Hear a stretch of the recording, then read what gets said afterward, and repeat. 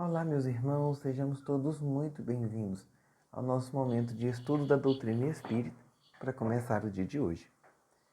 E a nossa mensagem de hoje está intitulada Pensa e está no capítulo 19 do livro Amizade, psicografia de Francisco Cândido Xavier, pelo Espírito Meimei.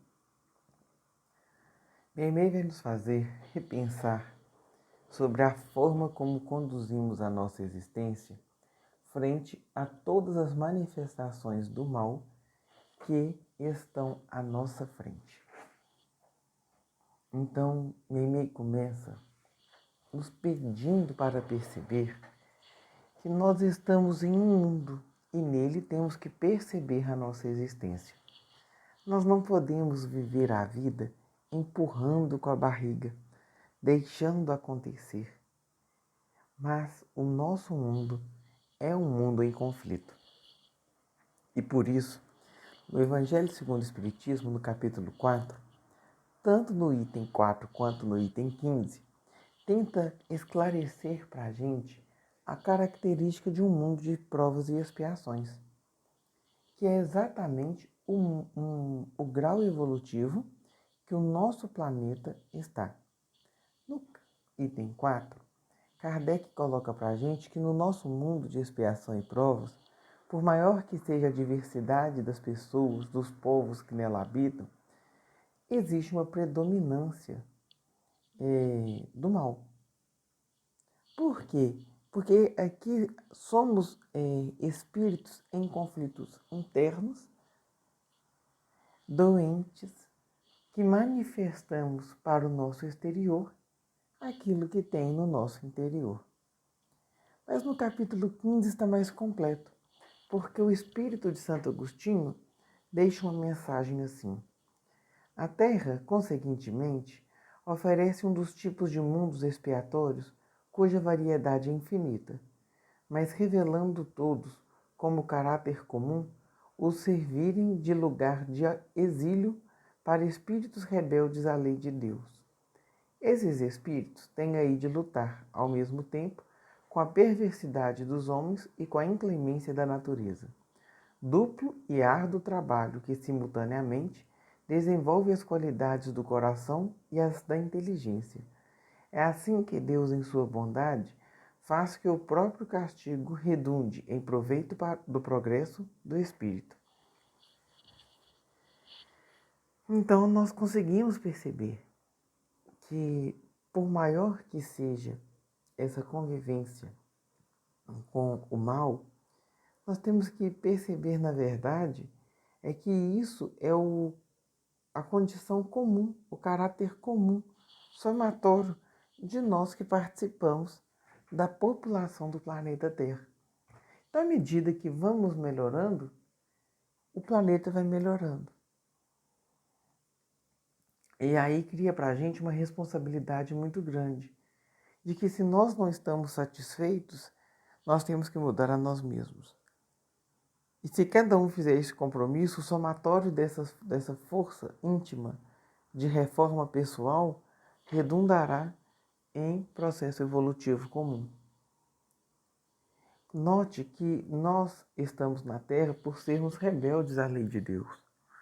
A lei de Deus se manifesta para nós tanto naquelas 10 leis tidas no Antigo Testamento, como os 10 mandamentos, está contida para nós nos Evangelhos de Jesus e está contida para a gente também dentro das leis naturais ou divinas que a doutrina espírita nos oferece. Então nós temos muitas fontes hoje para recorrermos ao conhecimento da sabedoria divina para não desperdiçarmos a oportunidade reparadora do Espírito aqui no orbe terrestre que ora vivemos. Então, é um convite de vamos recorrer, de vamos atrás, porque dará certo. Vale a pena o esforço. E esse contato com essas perversidades traduzem uma oportunidade de desenvolvimento da inteligência, do intelecto do homem, mas também das qualidades do coração. Porque quando o mal nos incomoda, ele nos tira da zona de conforto e nos leva a fazer o bem. Quando a gente tem aqui em Minas Gerais essas chuvas, nós fazemos campanhas. Por quê? Porque a intempérie da natureza fez, né, com que as pessoas se comovessem frente àqueles mais atingidos. As barragens estouraram e aí as pessoas fizeram assistencialismo e foram em algumas obras de caridade e ajudaram os irmãos atingidos.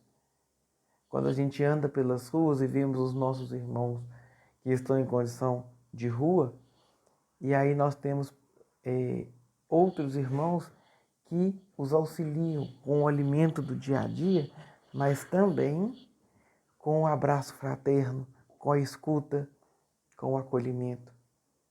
Então, aonde tem o mal, tem um bem que brota. O problema é que o mal tem que nos incomodar para a gente transformar, e não nos incomodar e nos preencher, fazendo com que nós nos sintamos em sintonia com esse mal. Mais para frente, Meimei fala para a gente sobre essas forças de bem e mal que se combatem. E aí nós vamos voltar a Kardec para entender. Lá na questão 630, Kardec pergunta assim, do Livro dos Espíritos. O bem como se pode distinguir o bem do mal? Gente, isso a gente pode falar há muito tempo. É muito difícil distinguir o bem do mal, porque o bem que nós achamos hoje, amanhã, nós podemos considerar mal. O bem numa cultura, na outra, é considerado um mal. E os Espíritos respondem assim: o bem é tudo que é conforme à lei de Deus, o mal tudo que lhe é contrário. Assim, fazer o bem é proceder de acordo com a lei de Deus. Fazer o mal é infringi-la. Kardec simplifica essa distinção de bem e do mal, mas coloca um parâmetro. Esse parâmetro é a lei de Deus. Então, para podermos pautar as nossas ações, precisamos conhecer essas leis de Deus. E o único caminho é tirarmos um tempo para estudar sobre elas. Por mais que as leis de Deus nos garante o Livro dos Espíritos e esteja escrita na nossa consciência, precisamos acessá-la. Então nós, espíritas, vamos ter compromisso de estudar a obra de Kardec. De pegar, por exemplo, um livro, o Evangelho segundo o Espiritismo, e no capítulo 1, vermos ali o que se fala sobre as leis de Deus. Debruçarmos-nos depois no Livro dos Espíritos, por exemplo, e entendermos quais são essas leis, divinas ou naturais, como elas se manifestam. É preciso ter esse compromisso com a gente mesmo. E depois, na questão 636, Kardec pergunta assim: são absolutos para todos os homens o bem e o mal? E ele tem por resposta: a lei de Deus é a mesma para todos, porém o mal depende principalmente da vontade que se tenha de o praticar. O bem é sempre o bem e o mal sempre o mal, qualquer que seja a oposição do homem. Diferente só há quanto ao grau de responsabilidade. Ou seja, a lei de Deus que impera sobre todas as criaturas não distingue ninguém. Todos nós estamos sujeitos às mesmas condições de progresso do espírito. E pode parecer difícil de entender isso, mas todos nós fomos criados simples e ignorantes e tendendo ao progresso. A forma como vamos fazer isso depende do exercício do livre-arbítrio. Mas as leis que imperam sobre a nossa vontade, sobre as nossas escolhas, sobre a nossa vida, são iguais para todos. E que o mal e o bem não se confundem quando conhecemos essas leis de Deus. Existem males maiores e menores, e bens maiores e menores, de acordo com a responsabilidade que estamos angariando frente às nossas ações. Depois fala nós vamos refletir um pouquinho que esses males para a gente fica muito exposto. Basta para isso ouvirmos um rádio, ligar a televisão, abrir um site de noticiário na internet, entrarmos nas redes sociais e vamos ver que o mal ele é mais dito, ele é mais explícito. E o bem ele é pouco noticiado. E acredite, tem muita coisa boa que poderia ser inspiração para o outro, mas não está sendo. E aí no Livro dos Espíritos, questão 932, Kardec pergunta assim: por que no mundo tão a miúde a influência dos maus sobrepuja a dos bons? Ou seja, por que o mal tem mais visão, está acima dessas boas atitudes? E os espíritos respondem assim: por fraqueza destes, ou seja, por fraqueza dos bons. Os maus são intrigantes e audaciosos, os bons são tímidos. Quando estes o quiserem, preponderarão. Quando a gente faz uma boa ação, nós não temos que divulgá-la mesmo, não. A caridade, ela é muito mais silenciosa. Mas se você está na casa espírita, não divulgue o trabalhador da casa espírita. Você vai alimentar a vaidade dele. Divulgue o bem que aquela casa espírita faz, para que conclame a outros a também fazerem parte dessa rede de amor. Se você faz uma boa atitude participando de um grupo, indiferente de participação religiosa ou não, divulgue o bem desse grupo, mas não divulgue o integrante. Quando a gente divulga a pessoa, a gente está cavando o poço daquela pessoa, porque nós estamos dando a oportunidade dela cair nos vícios da alma. Mas quando a gente divulga o bem de uma instituição que não tem personalismo, nós estamos convidando outras pessoas a fazerem parte dela. E isso é amor, isso é divulgação do bem, isso é oportunidade de incomodar as pessoas, de perceberem que muitas vezes vivem a vida só para si, para os seus, numa atitude egoística e mesquinha da própria encarnação. Depois o e-mail vai nos fazer perceber que, frente a todos os males, os mais doentes são aqueles que ferem, eles são feridos. Mas quando nos deixamos ser feridos pela doença do outro, também somos doentes. Ou seja, estamos num mundo doente. E a cura para ele é o Evangelho. A cura para ele é a evolução moral. Porque intelectual nós já temos muito, gente. Vamos pensar quanto de desenvolvimento intelectual nós tivemos nos últimos 30 anos. Mesmo com a internet e celular, com duas coisas básicas, a gente pode pensar que o mundo revolucionou. Mas a utilização disso não é uma atitude sadia. Então, os que ferem são verdadeiros feridos e todos os feridos são doentes. Então, precisamos nos curar. Porque por maior que seja a nossa fala desses grandes malefícios para poder ilustrar a nossa fala, nós temos os pequenos malefícios de todo dia que somos os causadores.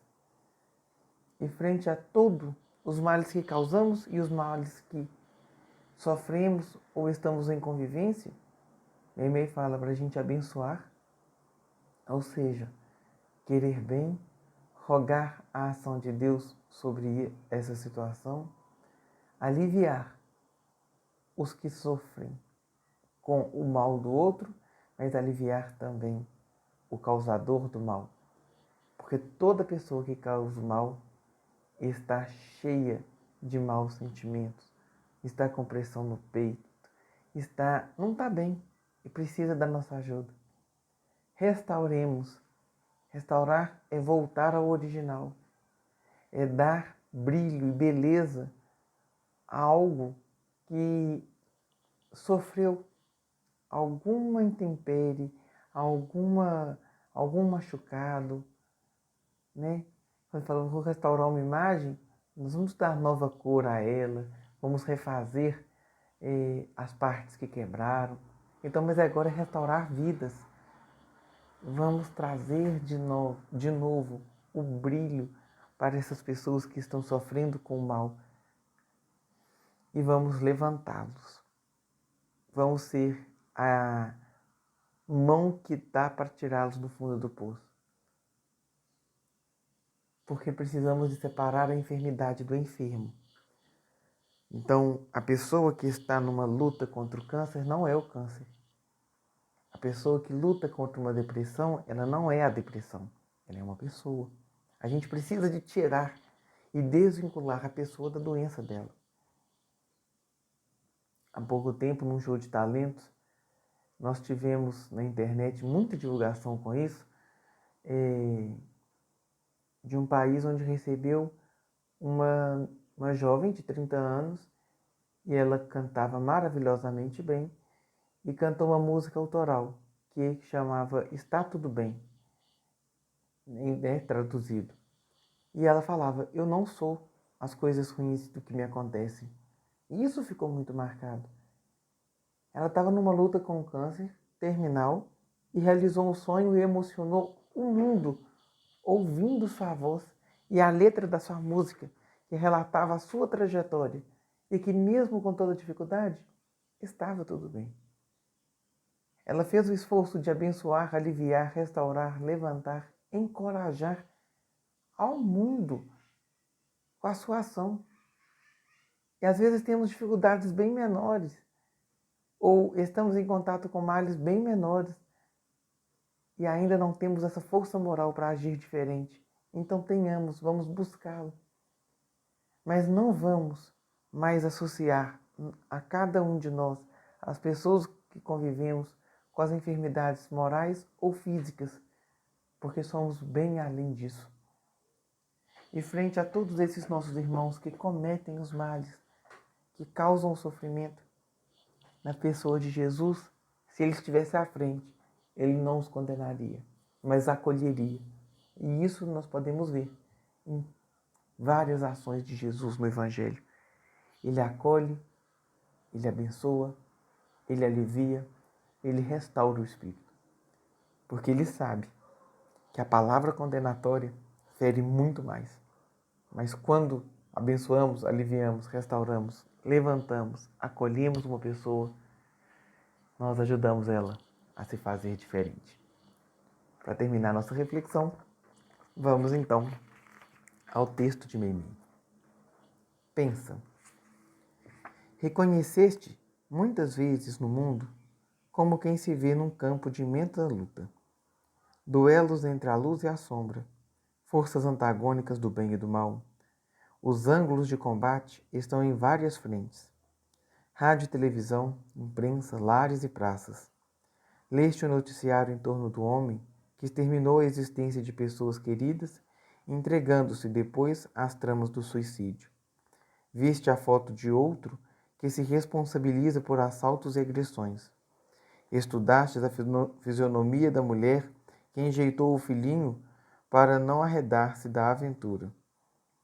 Conheceste o drama do jovem revoltado que se fez incendiário nos desvarios da indisciplina. Registraste as ocorrências tristes, desencadeadas por aqueles que resvalaram na delinquência, conturbados em processos obsessivos. Contempla as áreas de conflito e, conquanto amando a dignidade do bem, não censures as vítimas do mal, suficientemente infelizes por si mesmas. Os que ferem são os verdadeiros feridos, e todos os feridos são doentes. Abençoa, alivia, restaura, levanta. Separa a enfermidade do enfermo, como auxilias a laranjeira, libertando-a da erva invasora, e descobrirás unicamente o irmão que chora e sofre. Pensa no que faria Jesus se o visse em pessoa no chão da vida humana, observando os que desfalecem. Não lhe ouvirias qualquer frase condenatória. De certo, o Senhor se debruçaria sobre os caídos a fim de socorrê-los. E se lhe perguntasses por que estaria agindo assim, responderia sem hesitar: eles todos são meus. Meus irmãos, que Jesus nos abençoe e que tenhamos todos nós um bom dia.